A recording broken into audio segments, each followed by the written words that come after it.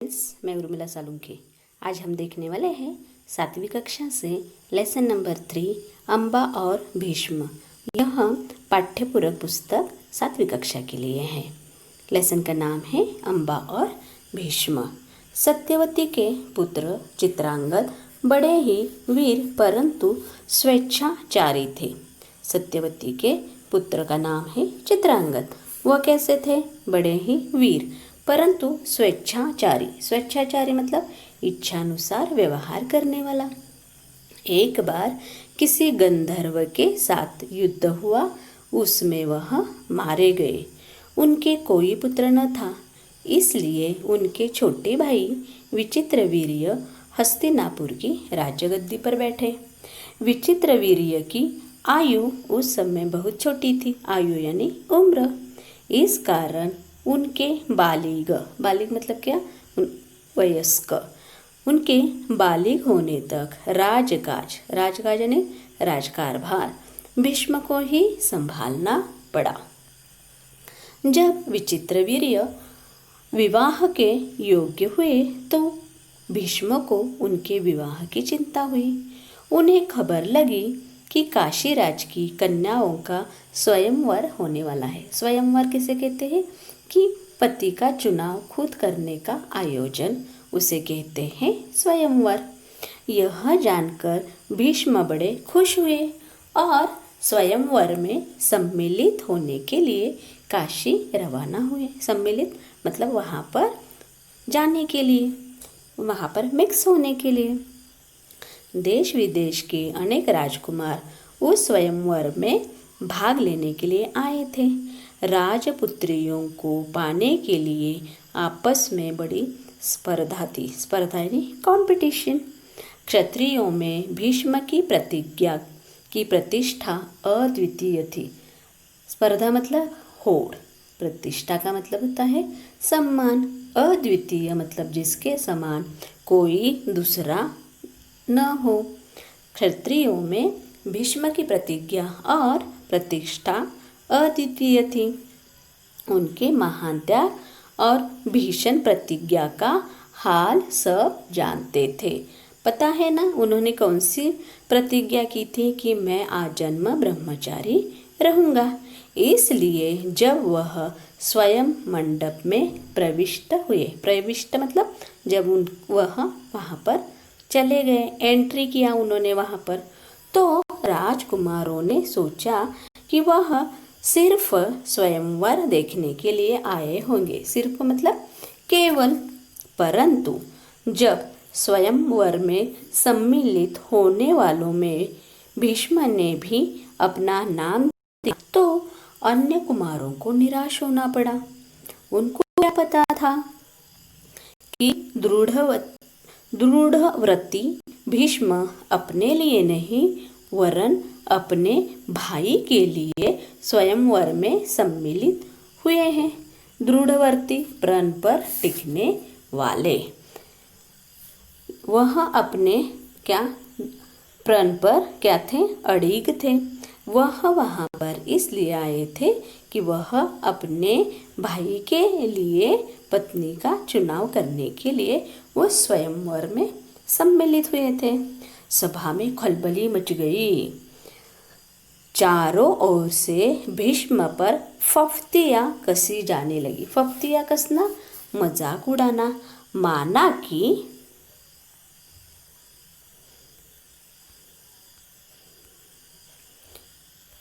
भरतवंशी भीष्म बड़े बुद्धिमान और विद्वान हैं। स्वयंवर से इन्हें क्या मतलब? लोग तो उनके बारे में ऐसी बातें करने लगे कि हाँ, हमें मालूम है ये भरतवंशी भीष्म जो है ना बहुत बुद्धिमान है, विद्वान यानी स्कॉलर है। लेकिन स्वयंवर से इन्हें क्या मतलब है? इनके प्रण का क्या हुआ? जीवन भर ब्रह्मचारी रहने की इन्होंने जो प्रतिज्ञा की थी वह झूठी थी। इस भांति सब राजकुमारों ने भीष्म की हंसी उड़ाई। सबके सब उनके उस प्रण को लेकर बातें करने लगे। यहाँ तक कि काशीराज की कन्याओं ने भी भीष्म की तरफ से दृष्टि फेर ली और उनकी अवहेलना सी करके आगे की ओर चल दी। अवहेलना मतलब उपेक्षा करना या निरादर करना। उन्हें भी ऐसे ही लगा। भीष्म इस अवहेलना को सह न सके। उन्होंने सभी राजकुमारों को हराकर तीनों राज्य कन्याओं को बलपूर्वक रथ पर बैठा लिया और हस्तिनापुर को चल दिए। सौभदेश का राजा शाल्व बड़ा वीर था। काशीराज की सबसे बड़ी कन्या अम्बा पर उस पर अनुरक्त थी। अनुरक्त मतलब आसक्त, और उसको मन ही मन अपना पति मान चुकी थी। देखो, काशीराज की सबसे बड़ी कन्या जिसका नाम था अम्बा, वह जो राजा शाल्व था उससे वह प्रेम करती थी और उसको मन ही मन उसने अपना पति मान लिया था। शाल्व ने भीष्म के रथ का पीछा किया और उसको रोकने का प्रयत्न किया।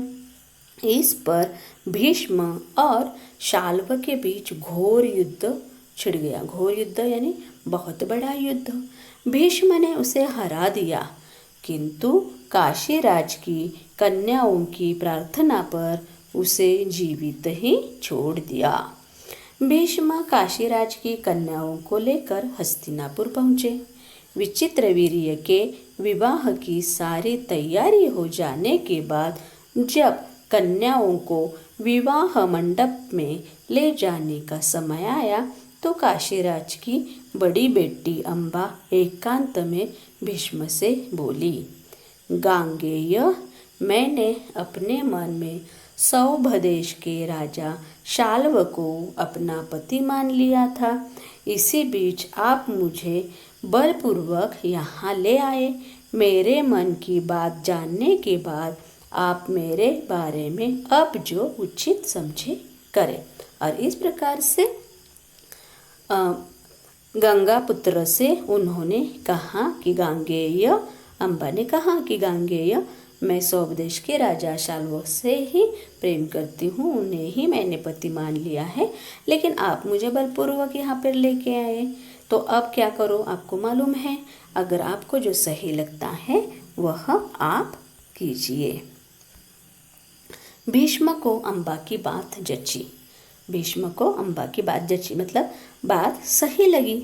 उन्होंने अम्बा को उसकी इच्छानुसार उचित प्रबंध के साथ शाल्व के पास भेज दिया। उचित मतलब जो प्रबंध उन्हें करना था, जो उन्हें सही लगा था, वह उन्होंने प्रबंध किया और उसे शाल्व के पास भेज दिया। और अम्बा की दोनों बहनों अंबिका और अम्बालिका का विचित्रवीर्य के साथ विवाह करा दिया। अम्बा अपने मनोनीत मतलब क्या, कि जिसे वह मन से चाहती थी, वर सौभराज शाल्व के पास गई और सारा वृत्तांत कह सुनाया। वृत्तांत मतलब जो भी घटी हुई जो घटना थी वह उसने सुनाई। उसने कहा, राजन, मैं आपको ही अपना पति मान चुकी हूँ। मेरे अनुरोध से, अनुरोध यानी मेरी रिक्वेस्ट से भीष्म ने मुझे आपके पास भेजा है। आप मुझे अपनी पत्नी स्वीकार कर ले। पर शाल्व न माना। देखो, अब शाल्व ने उसकी बात को नहीं माना। उसने अम्बा से कहा, सारे राजकुमारों के सामने भीष्म ने मुझे युद्ध में पराजित किया और तुम्हें बलपूर्वक हरण करके ले गए। इतने बड़े अपमान के बाद मैं तुम्हें कैसे स्वीकार कर सकता हूँ। तुम्हारे लिए अब उचित यानी कि सही यही है कि तुम भीष्म के पास जाओ और उनकी सलाह के मुताबिक ही काम करो। देखो, मुताबिक मतलब वो जो कहेंगे वही तुम करो। बेचारी अम्बा हस्तिनापुर लौट आई और भीष्म को सारा हाल कह सुनाया। उन्होंने विचित्रवीर्य से कहा, वत्स, राजा शाल्व अम्बा को स्वीकार नहीं करता, इससे विदित होता है। विदित मतलब पता चलता है कि उसकी इच्छा अम्बा को पत्नी बनाने की नहीं थी। अब उसके साथ तुम्हारा ब्याह करने में कोई आपत्ति नहीं रही। आपत्ति यानी अब कोई संकट, कोई प्रॉब्लम नहीं है। पर विचित्रवीर्य अम्बा के साथ ब्याह करने को राजी न हुए। बेचारी अम्बा इधर की रही न उधर की, और कोई रास्ता न देख वह भीष्म से बोली, गांगेय, मैं तो दोनों ओर से ही गई, मेरा कोई भी सहारा न रहा। आप ही मुझे हर लाए थे। आप ही मुझे क्या किए थे? हर लाए थे।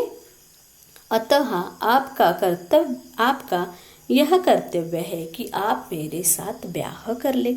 अम्बा ने भीष्म से दोबारा से अपने मन की बात कही कि आप ही मुझे लेके आए थे, अभी आप ही मेरा क्या हो, सहारा हो, आप ही मुझे मदद कीजिए, और आपका भी कर्तव्य यह है कि आप ही मेरे साथ क्या करो, ब्याह करो। भीष्म ने उसकी बात ध्यान से सुनी। भीष्म ने उसकी बात ध्यान से सुनी और अपनी प्रतिज्ञा की याद दिलाकर बोले, अपनी प्रतिज्ञा तो मैं नहीं तोड़ सकता। उन्होंने अम्बा की परिस्थिति समझकर विचित्रवीर्य से दोबारा आग्रह किया, पर वह न माना। भीष्म ने अम्बा को फिर समझाया और कहा कि सौभराज शाल्व के ही पास जाओ और एक बार फिर प्रार्थना करो। लाचार अम्बा फिर शाल्व के पास गई और उसकी बहुत मिन्नतें की, लेकिन दूसरे की जीती हुई कन्या का स्वीकार करने से सौभराज ने साफ इनकार किया। देखो, मिन्नतें करना मतलब बार बार उस बात को दोहराना। अम्बा इस प्रकार 6 साल तक हस्तिनापुर और सौभदेश के बीच ठोकरें खाती फिरी। उसने अपने इस सारे दुख का कारण भीष्म को ही समझा। उन पर उसे बहुत क्रोध आया और प्रतिहिंसा की आग उसके मन में जलने लगी। प्रतिहिंसा, बदले की भावना।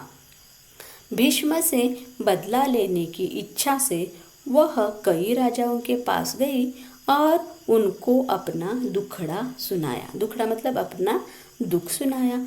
भीष्म से युद्ध करके उनका वध करने की उसने राजाओं से प्रार्थना की, पर राजा लोग तो भीष्म के नाम से ही डरते थे।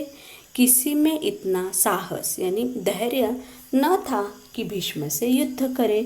क्षत्रियों से एकदम निराश होकर अम्बा ने तपस्वी ब्राह्मणों की शरण ली।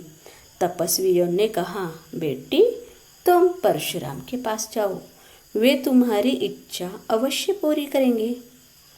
तब ऋषियों की सलाह पर अम्बा परशुराम के पास गई। अम्बा की करुण कहानी सुनकर परशुराम का हृदय पिघल गया। हृदय पिघलना मतलब प्रभावित होना। उन्होंने दर्यार्द मतलब करुणायुक्त स्वर में कहा, काशीराज कन्या, तुम मुझसे क्या चाहती हो? अम्बा ने कहा, ब्राह्मणवीर, मेरी प्रार्थना केवल यह है कि आप भीष्म से युद्ध करें। मैं आपसे भीष्म के वध की भीख मांगती हूँ। वध यानी हत्या करना, मार देना।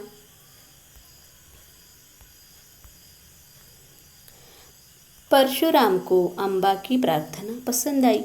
बड़े उत्साह के साथ वह भीष्म के पास गए और उन्हें युद्ध के लिए ललकारा। दोनों कुशल योद्धा थे और धनुष्य विद्या के जानकार भी। दोनों ही जितेंद्रिय थे। जितेंद्रिय मतलब जिसने इंद्रियों को वश में कर लिया हो, उसे जितेंद्रिय कहते हैं। ब्रह्मचारी मतलब जिनकी शादी नहीं हुई है। समान योद्धाओं की टक्कर थी। कई दिनों तक युद्ध होता रहा, फिर भी हार जीत का निश्चय न हो सका।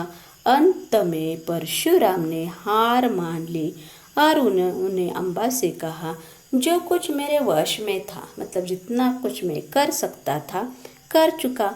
अब तुम्हारे लिए यह उचित है कि तुम भीष्म ही की शरण लो।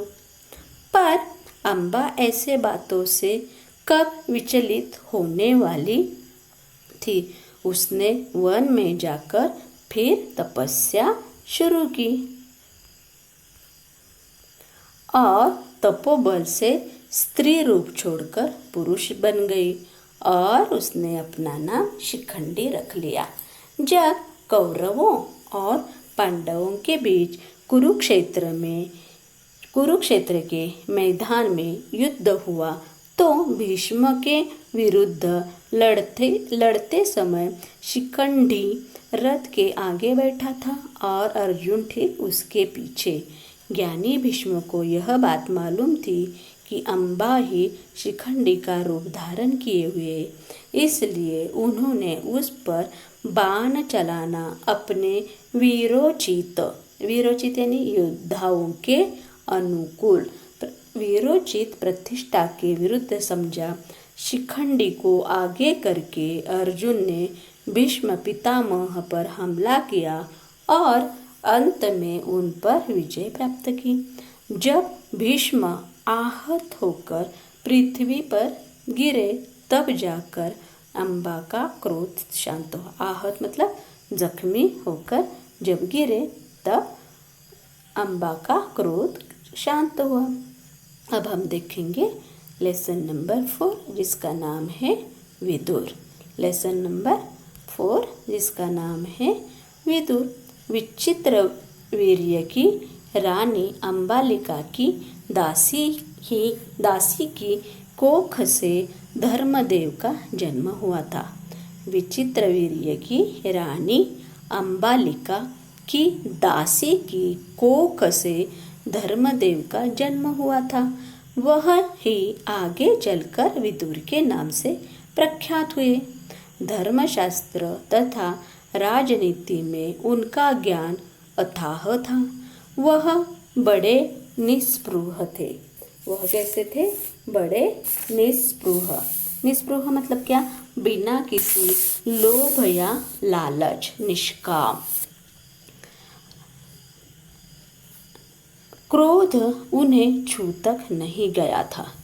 युवावस्था में ही पितामह भीष्म ने उनके विवेक तथा ज्ञान से प्रभावित होकर उन्हें राजा धृतराष्ट्र का प्रधानमंत्री नियुक्त कर दिया था। जिस समय धृतराष्ट्र ने दुर्योधन को जुआ खेलने की अनुमति दी, अनुमति यानी परमिशन, विदुर ने धृतराष्ट्र से बहुत आग्रहपूर्ण निवेदन किया, राजन, मुझे आपका यह काम ठीक नहीं जचता। नहीं जचना मतलब नहीं लगता। इस खेल के कारण आपके बेटों में आपस में वैर भाव बढ़ेगा, इसको रोक दीजिए।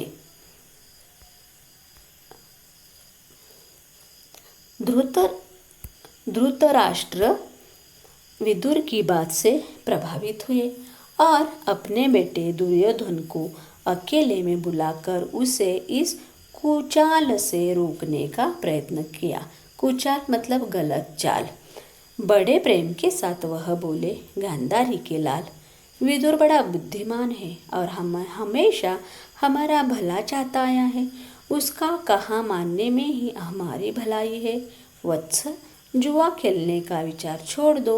विदुर कहता है कि उससे विरोध बहुत बढ़ेगा और वह राज्य के नाश का कारण हो जाएगा। छोड़ दो इस विचार को। धृतराष्ट्र ने अपने बेटे को सही रास्ते पर लाने का प्रयत्न किया, किंतु दुर्योधन न माना। वृद्ध धृतराष्ट्र अपने बेटे से बहुत स्नेह करते थे। स्नेह मतलब प्रेम करते थे। अपनी इस कमजोरी के कारण उसका अनुरोध, अनुरोध मतलब क्या? आग्रह, उसका अनुरोध वह टाल न सके और युधिष्ठिर को जुआ खेलने का न्योता भेजना ही पड़ा। न्योता यानी निमंत्रण, इनविटेशन। धृतराष्ट्र पर बस न चला तो विदुर युधिष्ठिर के पास गए। बस न चला मतलब धृतराष्ट्र पर उनकी बातों का कुछ असर न हुआ तो विदुर युधिष्ठिर के पास गए। उनको जुआ खेलने को जाने से रोकने का प्रयत्न किया। युधिष्ठिर ने विदुर की सब बातें ध्यानपूर्वक सुने और बड़े आदर के साथ बोले, चाचा जी मैं यह सब मानता हूँ, पर जब काका धृतराष्ट्र बुलाए तो मैं कैसे इनकार करूँ। युद्ध या खेल के लिए बुलाए जाने पर न जाना क्षत्रिय का धर्म तो नहीं है। यह कहकर युधिष्ठिर क्षत्रिय कुल की मर्यादा रखने के लिए जुआ खेलने गए। अभी हम देखेंगे लेसन नंबर 5 कुंती। यदुवंश के प्रसिद्ध राजा शूरसेन श्री कृष्ण के पितामह थे। यदुवंश के प्रसिद्ध राजा शूरसेन श्री कृष्ण के पितामह थे। इनके पृथा नाम की कन्या थी। उसके रूप और गुणों की कीर्ति दूर दूर तक फैली हुई थी। शूरसेन के फुफेरे भाई कुंती भोज के कोई संतान न थी। संतान मतलब कोई पुत्र या पुत्री नहीं था। शूरसेन ने कुंती भोज को वचन दिया था कि उनकी जो पहली संतान होगी उसे कुंती भोज को गोद दे देंगे। उसी के अनुसार शूरसेन ने कुंती भोज को पृथा गोद दे दी। कुंती भोज के यहाँ आने पर पृथा का नाम कुंती पड़ गया। देखा, पहले कुंती का नाम क्या था, पृथा, और वह कुंती भोज को गोद लेने के बाद उनका नाम कुंती पड़ गया।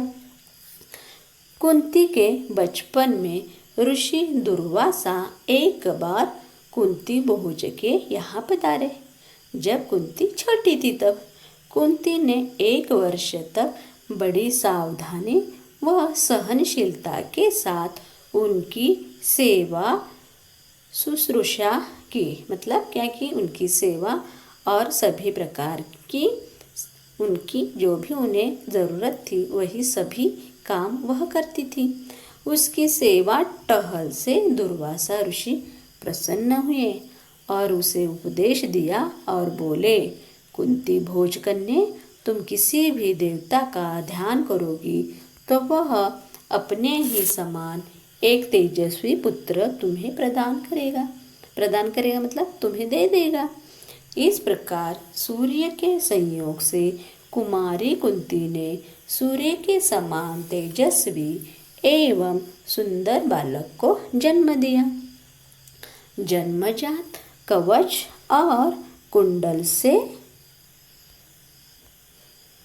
शोभित वही बालक आगे चलकर शस्त्रधारियों में श्रेष्ठ कर्ण के नाम से विख्यात हुआ। विख्यात यानी प्रसिद्ध हुआ। लेकिन अब कुंती को लोक निंदा का डर हुआ। लोग क्या कहेंगे। उसने बच्चे को छोड़ देना ही उचित समझा। इसलिए बच्चे को एक पेटी में बड़ी सावधानी के साथ बंद करके उसे गंगा की धारा में बहा दिया। बहुत आगे जाकर अधिरथ नाम के एक सारथी की नज़र उस पर पड़ी। उसने पेटी निकाली और खोलकर देखा तो उसमें एक सुंदर बच्चा सोता हुआ मिला। अधिरथ निसंतान था।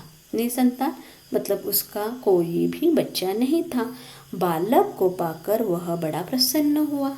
सूर्यपुत्र कर्ण इस तरह एक सारथी के घर पलने लगा। इधर कुंती विवाह के योग्य हुई। राजा कुंती भोज ने उसका स्वयंवर रचा। उसके विवाह करने की इच्छा से देश विदेश के अनेक राजकुमार स्वयंवर में आए। हस्तिनापुर के राजा पांडु भी स्वयंवर में शरीक हुए थे। शरीक मतलब क्या, वह भी वहाँ पर आए थे। कुंती ने उन्हीं के गले में वरमाला डाल दी। महाराज पांडु का कुंती से ब्याह हो गया। ब्याह यानी शादी। और वह कुंती सहित हस्तिनापुर लौट आए। उन दिनों राजवंशों में एक से अधिक ब्याह करने की प्रथा प्रचलित थी। मतलब तभी इसी प्रकार का रीति रिवाज था। इसी रिवाज के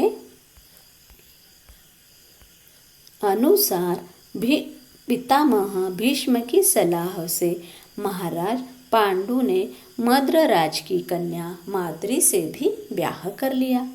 एक दिन महाराजा पांडु वन में शिकार खेलने गए। वही जंगल में हिरण के रूप में एक ऋषि दंपत्ति भी विहार कर रहे थे। ऋषि दंपत्ति मतलब ऋषि पति पत्नी। वो क्या करते, घूम रहे थे। पांडु ने अपने तीर से हिरण को मार गिराया। उनको यह पता नहीं था कि ये ऋषि दंपत्ति है।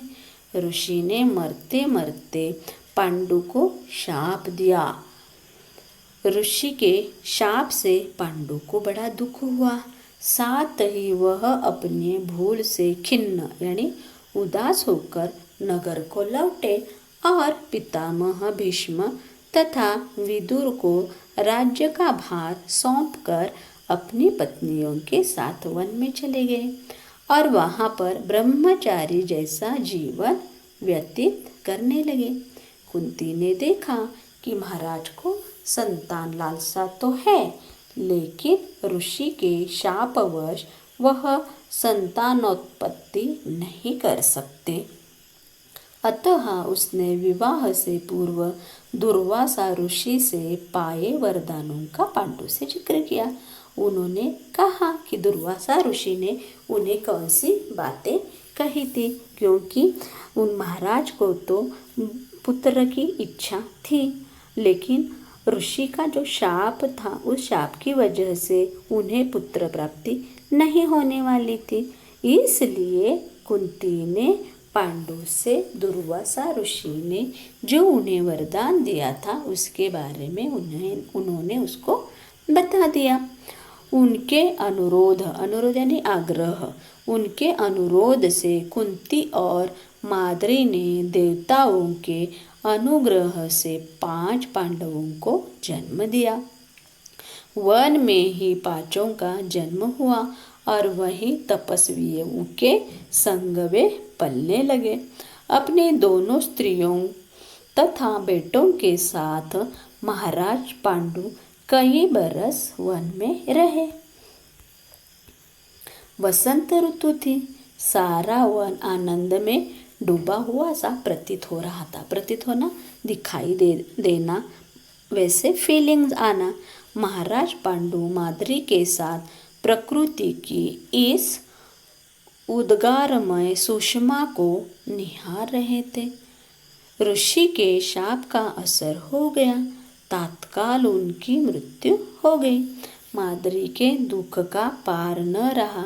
पति की मृत्यु का वह कारण बनी, यह सोचकर पांडु के साथ ही वह मर गई। इस दुर्घटना से कुंती और 5 पांडवों के शोक की सीमा न रही, पर वन के ऋषि मुनियों ने बहु समझा बुझाकर उनको शांत किया और उन्हें हस्तिनापुर ले जाकर पितामह भीष्म के सुपुर्द किया। सुपुर्द करना मतलब कि उनकी जिम्मेदारी उनको दे दी। युधिष्ठिर की उम्र उस समय 16 वर्ष की थी। हस्तिनापुर के लोगों ने जब ऋषियों से सुना कि वन में पांडु की मृत्यु हो गई है तो उनके शोक की सीमा न रही। उन्हें बहुत दुख हो गया।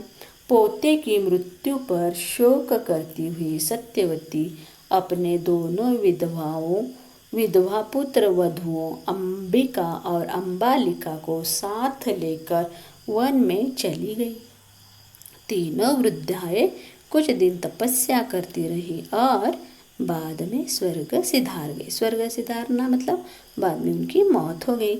अपने कुल में जो छल प्रपंच तथा अन्याय होने वाले थे उन्हें न देखना ही संभव था। उन्होंने उचित समझा।